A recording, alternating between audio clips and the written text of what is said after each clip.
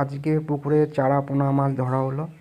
তো এটা একসময় ডিম ছাড়া হয়েছিল, ডিমটা পোনা হয়েছে এখনও, পোনাটা আজকে বিক্রি হবে।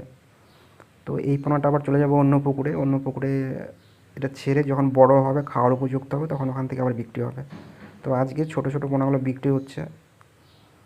তো এই পোনাগুলোর বয়স মোটামুটি হয়েছে 2.5 মাস।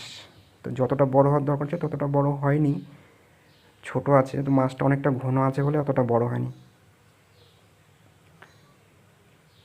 তো মাছটা যখন হালকা হয়ে যাবে আর মাছটা কিছুটা বিক্রি করে দিলে আর খাওয়া ঠিক মতো দিলে মাছটা আবার তাড়াতাড়ি বড় হবে।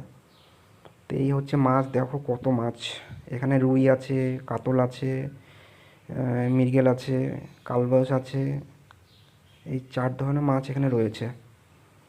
তো এখান থেকে আজকে মাছ বিক্রি হবে 40 কেজি।